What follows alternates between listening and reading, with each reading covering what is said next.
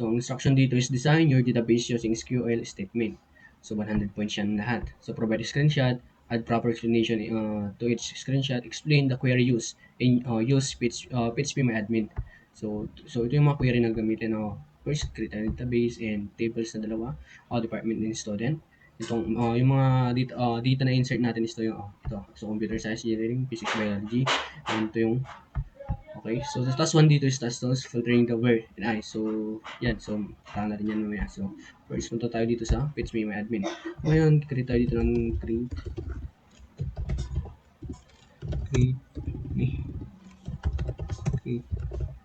database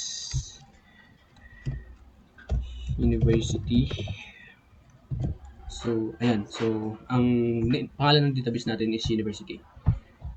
So, yan. Hindi na ako nakapag-screenshot sa mga mamaya. So, dito. So, may ginawa na ako dito sa notepad para mas mabilis di ko na ito type. And, yun. So, ito. Create tayo ng, So, this, tables. So, ang nilagay ko lang dito is yung department IT. So, naka-auto-increment siya in T. Naka-primary key din. So, department din is name. So, ang department name is yung mamalagay natin mamaya. Dito. So, create table, student ID, INT, naka-INT din. And lahat ng IDs dapat naka-auto-increment and primary key. Yung name, vouchers. So, yan. Foreign key yung auto. Department ID. So, parang i-call out lang nito, department ID. Reference, yan. Okay? So, go natin. Yan. Nag-go na. So, okay. So, ngayon is maglagay na tayo ng mga data. Mag-insert na tayo ng mga data. So, ito. Data. So, based din, nasa ano lang to? Nasa module. I mean, sa sinend na dito.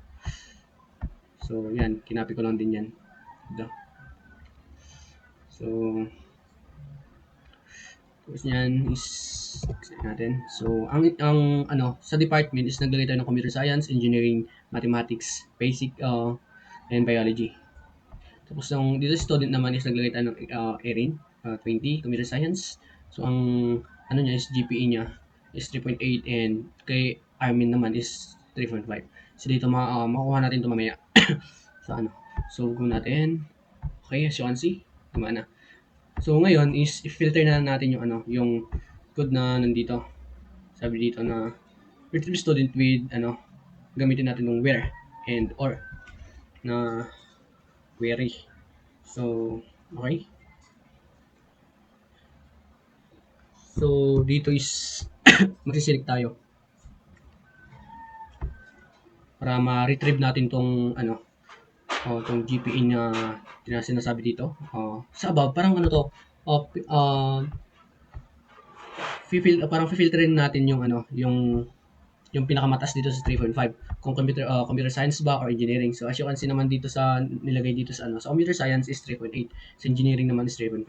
Ngayon, palabasin natin tong pinakamataas dito na GPA dito, GPA dito sa engineering at computer science. So okay, ano tayo dito? So select and yan, select from anong pangalan ng student, yan, select from student, where, call na natin yung where, ano ba, where GPE is greater than. So, gumamit tayo dito ng greater than 3.5. So, above. Kasi sinabi dun, above sa 3.5. So, greater than 3.5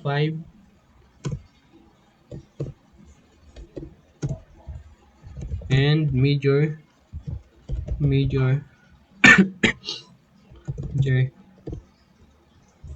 computer science. So, yan. And or major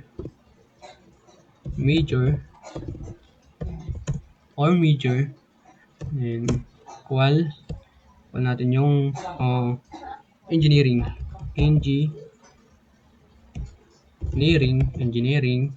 So, wala natin yung engineering. Tapos, ayan. So, okay.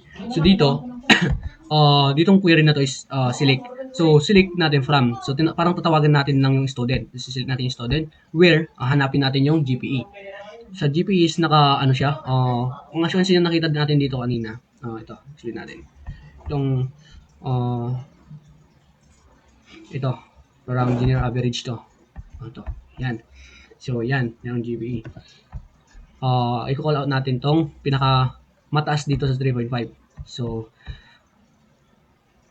pag play natin to, parang hanapin lang nito yung yung mas mataas dito sa 3.5 wherein yung computer science ba o engineering dito. So, since nakita naman natin na mas mataas yung computer science na nag-average siya ng 3.8, so, siya yung matatawag dito pag ginawa natin. Assurance dito, lumabas na yung yung itong query na to na naka-indicate dito yung computer science and yung average na GPE niya is 3.80. So, siya yung pinakamataas dito compare dito sa 3.5.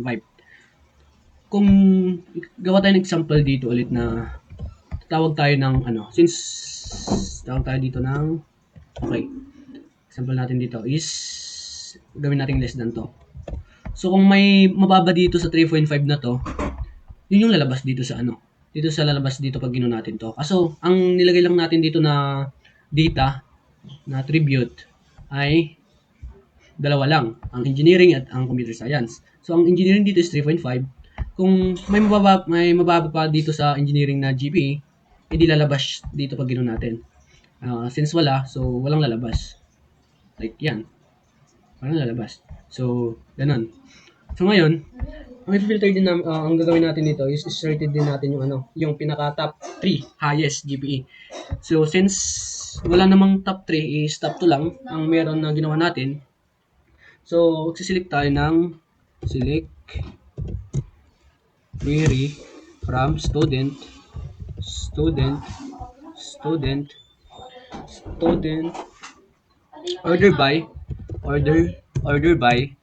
order by GPE limit 3. So, since dalawa lang naman yung data natin nilagay doon, is i-limit lang natin yung to dito. So, try na lang natin. Tapos, try,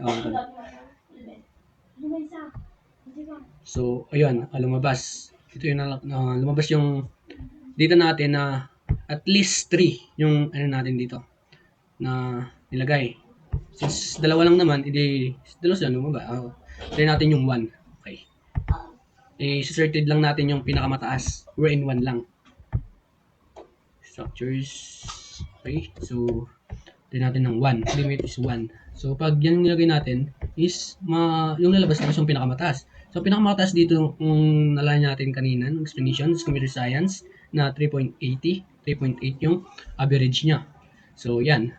Kung dalawa lang, so, ganun. So, ganito yung query na how to use query. Ano yung function niya, kung paano gamitin.